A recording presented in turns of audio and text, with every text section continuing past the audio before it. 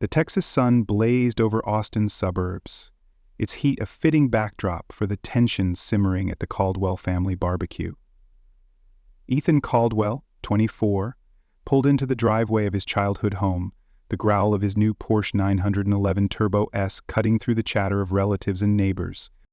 At the wheel, Ethan's heart raced, not from the car's power, but from the weight of proving himself to the man who'd called him a dreamer with no grit just weeks ago. Ethan, a tech prodigy who'd built an AI-driven logistics platform, had just inked a $12 million zero-cents deal with Lone Star Ventures, making headlines as Austin's youngest tech titan. But to his father, Roy, a 55-year-old construction contractor who'd built his company brick by brick, Ethan's success was a fluke, not a triumph. As Ethan stepped out, keys in hand, the backyard fell silent, all eyes on the sleek black Porsche. This wasn't just a homecoming, it was a reckoning. Roy stood at the grill, his weathered hands flipping burgers, his flannel shirt stained with decades of hard labor. For 35 years, he'd run Caldwell Construction, turning a single toolbox into a firm that built half of Austin's strip malls. To Roy, success meant calluses, sweat, and tangible results. Concrete slabs, not code. When Ethan chose tech over joining the family business, Roy's disappointment was a wound that never healed. "You'll be back swinging a hammer by 25, he'd said, his voice heavy with certainty. Ethan, stung but defiant, poured 3 years into his startup, coding through nights, weekends, and holidays, his social life a casualty of ambition. His mother, Lorraine, a part-time librarian, believed in him quietly, slipping him $300, 0 cents for expenses, when he left for UT Austin. "Follow your heart, Ethan," she'd whispered, glancing nervously at Roy. But her support stayed hidden, overshadowed by Roy's loud disdain. At family gatherings, Roy's jabs were relentless. Last Thanksgiving, he introduced Ethan as my boy who's still figuring out what he wants to be. At Christmas, he suggested Ethan apply for a foreman job, since that computer nonsense ain't paying the bills. When Ethan tried to explain his AI platform software that optimized trucking routes for major retailers, Roy cut him off, pointing out a neighbor's new patio his crew had poured. "That's real work," he'd say, turning away. Ethan swallowed the hurt, each slight fueling late-night coding sessions in his cramped apartment. His roommate, Caleb Ruiz, a graphic designer, kept him grounded, sneaking tacos onto his desk when Ethan forgot to eat. "You're gonna change the game, man," Caleb would say. "Just don't let your dad's shade dim your shine." Ethan's obsession began in high school, tweaking apps for fun, but it crystallized at UT Austin. In his junior year, a professor praised his prototype for cutting logistics costs by 15%. "This could save companies millions," she said. Ethan dropped out to build it full-time, a decision that broke Lorraine's heart and enraged Roy. "You're throwing away a degree for a pipe dream," Roy snapped, hanging up when Ethan called to explain. For 2 years, Ethan scraped by, pitching to venture capitalists who called him green and unproven. Rejection emails piled up, each one a digital slap he pinned to his wall, not for motivation, but as a reminder of who doubted him. Caleb proofread his decks, while Lorraine sent care packages, her notes tucked inside. "I'm proud of you." Roy sent nothing. The breakthrough came on Ethan's 24th birthday, an email from Lone Star Ventures. "We want to acquire your platform for $12 million, 0 cents. Ethan read it 20 times, standing in his kitchen, coffee forgotten. He called Caleb first, who whooped so loud the neighbors banged on the wall. Lorraine cried, her voice thick with joy. Ethan didn't call Roy. Days later, in a Dallas high-rise, he signed the deal, the Lone Star execs toasting him at a steakhouse where the cheapest wine cost $200, 0 cents. The CEO, Vanessa Holt, raised her glass. To the kid rewriting logistics. Ethan smiled, but Roy's voice echoed, "No head for success." That night, a Forbes article dropped. 24-year-old dropout lands 8-figure deal. Ethan's phone buzzed with texts, cousins, classmates, even his high school coach. His cousin Mia sent a screenshot. "Bro, you're viral." Ethan stared at the Austin skyline from his hotel, clarity cutting through years of doubt. He wasn't angry, he was done proving himself to a man who refused to see him. The next morning, Ethan walked into a Porsche dealership in jeans and a faded Longhorns tee. The salesman smirked until Ethan named his budget. 2 hours later, he drove out in the 911, its roar a statement Roy couldn't ignore. Ethan didn't call ahead. He knew Roy's Memorial Day barbecue was the stage for his moment. The annual event, packed with clients, workers, and family, was Roy's Flex, a showcase of his construction empire. Ethan timed his arrival for 1:30 p.m., when the backyard would be buzzing. As the Porsche's engine growled, heads turned before he even parked beside Roy's dusty F-150, the truck he'd bragged about for years. Ethan stepped out, keys dangling, his pulse steady. This wasn't about spite, it was about being seen. The backyard froze, burgers sizzling unattended. Lorraine's hand flew to her mouth, her eyes wide. Roy, mid-story by the grill, stopped, spatula limp. "Didn't mean to interrupt," Ethan said, walking toward him, his voice calm but carrying. "Dallas traffic was a beast." Roy recovered fast, flashing his Klein charming grin. "Well, damn, look who showed up. Whose ride you borrow, son?" Laughter rippled through the crowd. Roy's crew used to his jabs. Ethan held his gaze. Nobody's. "Bought it yesterday." He pulled the title from his pocket, handing it over. Roy's smile faltered as he scanned it, the paper trembling slightly. "Right," he said, folding it with forced nonchalance. "And I'm guessing you're leasing a yacht next?" More laughs, but they were thinner now. Ethan didn't flinch. "Paid cash, same as my company's deal with Lone Star Ventures. You might have seen it in Forbes." Roy's jaw twitched, but he turned back to the grill. "Grab a beer, Ethan. Your mom's got cobbler inside." The dismissal stung, but Ethan stayed, mingling with cousins who whispered about his deal, their awe a quiet balm. He tried to talk to Roy about the platform, the $12 million 0 cents, the future. Each time, Roy deflected. When Ethan mentioned Lone Star, Roy pivoted to a new contract for a bank plaza. When Mia asked about Forbes, Roy cut in. "Papers hype anything for clicks, Mia. Don't buy the buzz." By dusk, the crowd thinned, and Ethan found Roy alone on the patio nursing a shiner. "Dad, we gotta talk about my company," Ethan said, sitting across from him. Roy didn't look up. "Nothing to say. You got a lucky break with some app. Don't let it go to your head." Ethan's voice stayed steady. $12 million 0 cents isn't luck. It's 3 years of work you never bothered to understand. Roy's eyes narrowed, his knuckles white around the bottle. "You know what built this family? 40 years of busting my ass, not tapping keys in some air-conditioned room." He gestured to a framed photo on the patio table. Him at 22, leaning on his first bulldozer. "That's success. Real work. Your thing? It's a fad, you'll crash, and I'll be the one picking up the pieces." Ethan stood, the weight of years pressing on his chest. He thought of Lorraine's hidden $300, 0 cents. Caleb's tacos, the rejection emails on his wall. "I built something real, Dad. You don't get to call it nothing," Roy snorted, turning away. "Come talk to me when you've got dirt under your nails." Ethan left, the Porsche's rumble fading into the night. Lorraine caught him at the door, her eyes wet. "He's proud, Ethan. He just can't say it." Ethan shook his head. "No, Mom. He's scared I proved him wrong." As he drove back to Austin, the city lights blurring, Ethan knew this wasn't the end. Roy's doubt was a wall, but Ethan's success was a battering ram. And he was just getting started. The Austin skyline glowed under a crescent moon, its shimmer a cruel contrast to the storm brewing in Ethan Caldwell's chest.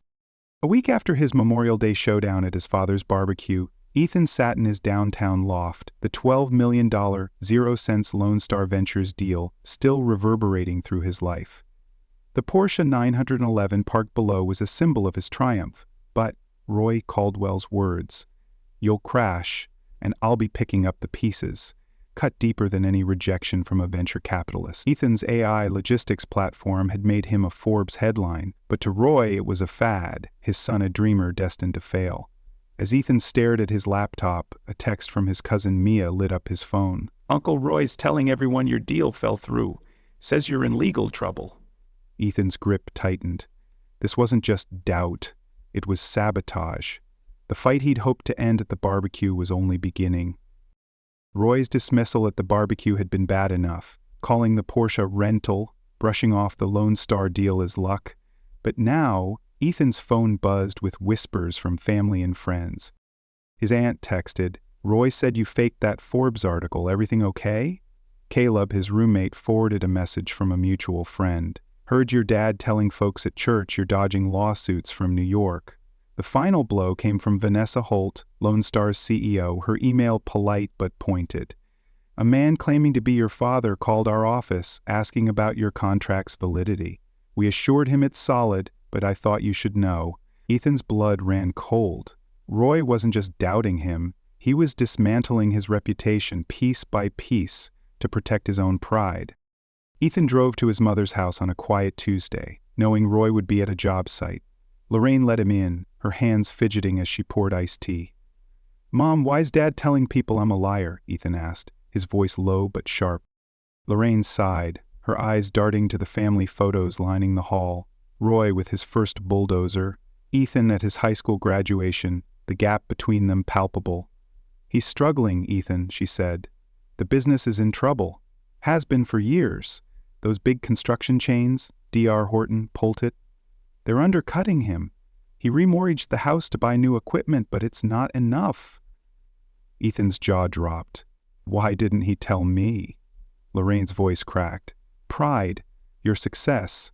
It makes him feel like he's failed. If he admits you're winning, he has to face that he's losing." The revelation hit like a sledgehammer. Roy's jabs weren't just about Ethan's tech career. They were a shield for his own crumbling empire. Caldwell Construction, once Austin's go-to for commercial builds, was bleeding cash, its legacy at risk. Ethan thought of the barbecue, Roy's forced grin as he handed back the Porsche title, his refusal to engage. He wasn't just rejecting Ethan's success, he was deflecting his own failure. Worse, Lorraine revealed Roy had asked her if Ethan might loan money to save the business, but only if he could frame it as a favor, not a need. "He can't admit he's drowning," she whispered, tears welling. Ethan's heart ached, not for Roy's lies, but for the man he'd once idolized, now too proud to ask for help. Ethan spent the night pacing his loft. Caleb sprawled on the couch, offering quiet support. "Your dad's scared, man," Caleb said, cracking a beer. "You're proof the world's changing and he's stuck in the old one." Ethan nodded, but the hurt burned. He thought of his teenage summers, hauling rebar under Roy's watchful eye, craving a nod of approval that never came, of Lorraine's $300 0 hidden from Roy to fund Ethan's dream, of the rejection emails on his wall, each one a battle he'd won alone. Roy's lies weren't just personal, they threatened everything Ethan had built.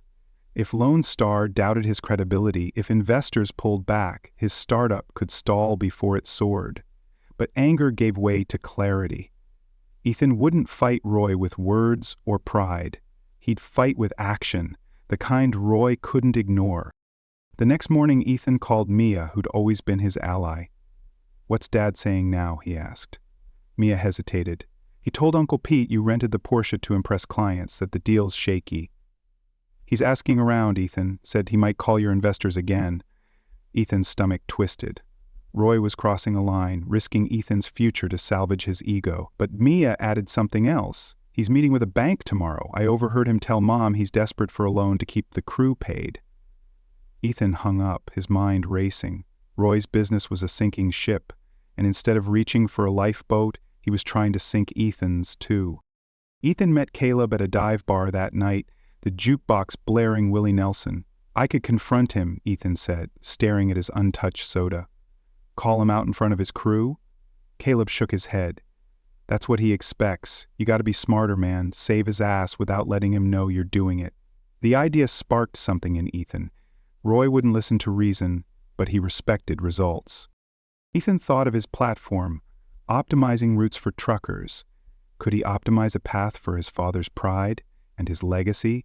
He pulled out his phone, searching for Austin's biggest construction firms. One name stood out: Hill Country Builders, a regional giant snapping up smaller outfits. If Ethan could broker a deal, he might save Roy's company without a showdown. By dawn, Ethan was in overdrive.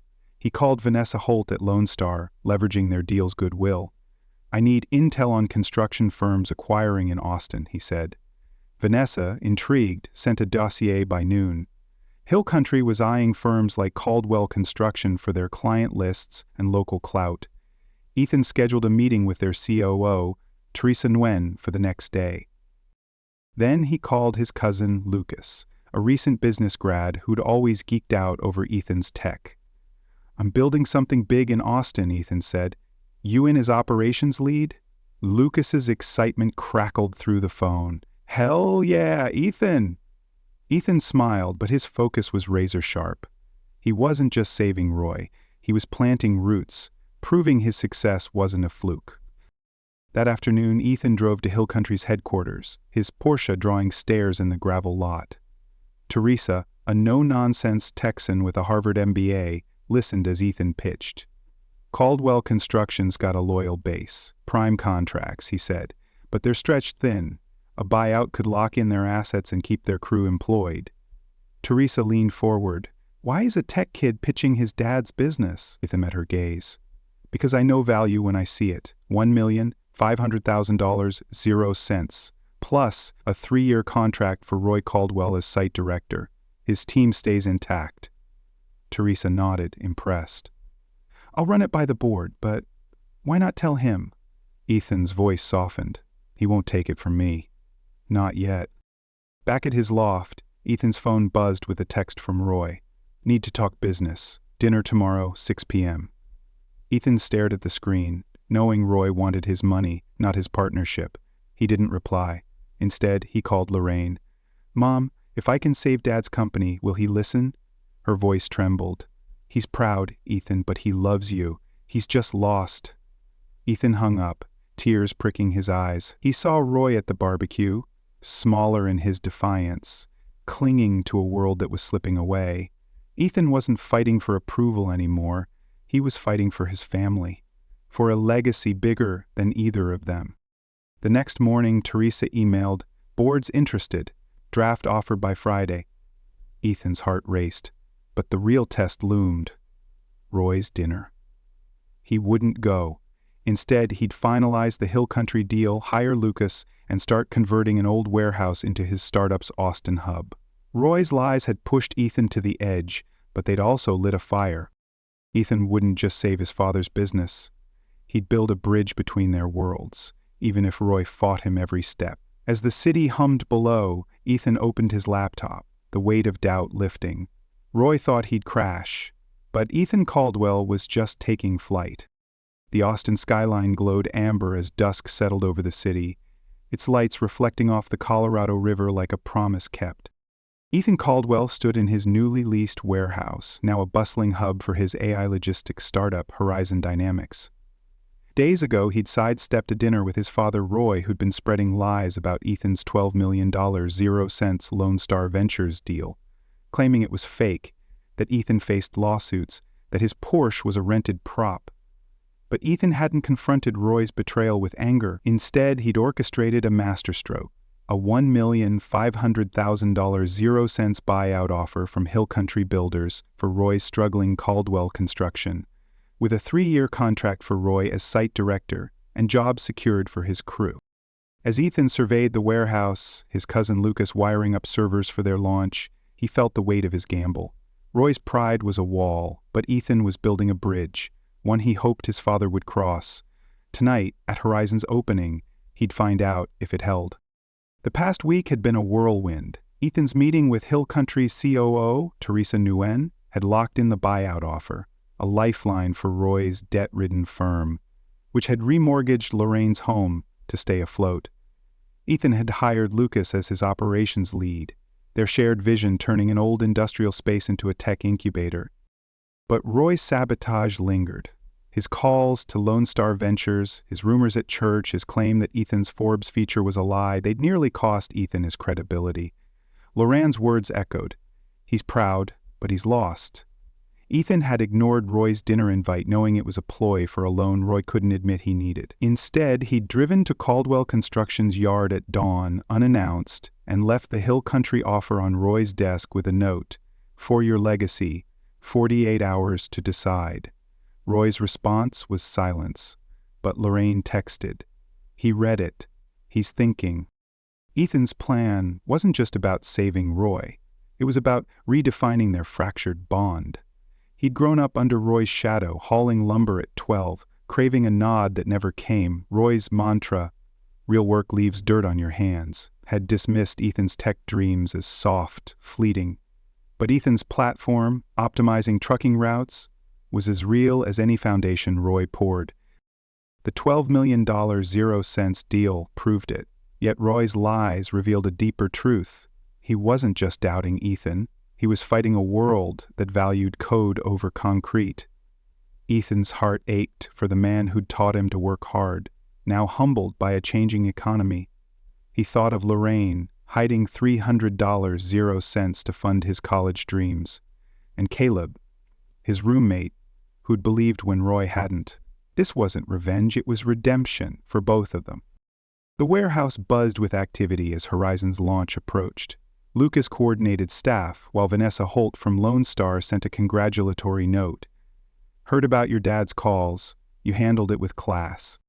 Proud to back you." But the real test came when Ethan visited Roy's office again, this time with a bold gesture. He parked his Porsche outside, walked in and tossed the keys on Roy's desk. "It's yours," Ethan said, catching Roy off guard. "A gift, but the buyout's not charity. It's a chance to keep what you built alive." Roy's face hardened, his voice low. "You think you can buy me off with a car and some corporate deal? I don't need your pity." Ethan held his gaze. "It's not pity, it's respect. Hill Country wants you. Not just your contracts. Take the deal, Dad, for Mom, for your crew." Roy didn't answer, but he pocketed the keys, his silence louder than any argument. The launch night arrived, the warehouse transformed with string lights and a makeshift stage. 200 guests, tech founders, local leaders, journalists. Lorraine mingled as servers passed brisket sliders. Roy stood at the back, arms crossed, his flannel out of place among tailored suits. Ethan, in a simple button-down, took the stage, his voice steadied despite the knot in his chest. "Welcome to Horizon Dynamics," he began, the crowd quieting. "Our mission is to make logistics smarter, faster, and fairer for truckers, retailers, and communities. And we're doing it right here in Austin." Applause erupted, but Ethan's eyes found Roy's, unreadable in the dim light. He continued, his tone shifting. "Tonight, we're also announcing a $2,500,000 0-cents investment in Hill Country Regional Group, the new parent of Caldwell Construction and other local firms." Murmurs spread. Roy's head snapped up, his arms unfolding. "This isn't just a deal, it's a partnership. We're launching a tech initiative to help traditional businesses compete in a digital world. And I'm honored to announce that Roy Caldwell, my father, will lead it as Director of Legacy Industries." The room exploded in cheers, cameras flashing. Roy froze, his jaw tight, as Lorraine clutched his arm, tears streaming. Ethan stepped off the stage, heart pounding, and approached Roy. "You planned this?" Roy said, his voice gruff, not a question. Ethan nodded. "I planned to build something that matters. You taught me that." Roy looked away, then back, his eyes glinting. "Your name's not on the building." Ethan smiled faintly. "Neither was yours, Dad, but everyone knew who built it." Roy extended his hand, calluses meeting Ethan's smoother palm. "The Porsche," Roy said, almost a whisper. "I sold it, bought a Ram, put the rest in your stock." Ethan's throat tightened. Not at the car, but at the gesture. A crack in Roy's armor. They weren't fixed, but they were building something new. 6 months later, Ethan stood on his office balcony, the Colorado River winding below. Horizon Dynamics had created 180 jobs, its platform now powering logistics across 5 states. The Hill Country partnership was a hit, Roy's initiative digitizing scheduling for contractors, plumbers, and electricians. Men like him, once left behind. Roy wasn't warm, but he was present, meeting Ethan weekly to pitch ideas. "They don't need apps," he'd grumble. "They need tools that work." Ethan listened, incorporating Roy's insights, their lunches a bridge over years of silence. Lorraine had retired, booking a cruise to Alaska, her first vacation in decades. Your dad tried kayaking, she laughed on a call. He hated it, but he tried. Lucas thrived as COO, hiring local grads to keep Austin's talent home. Caleb joined as creative director, his designs branding Horizon's mission.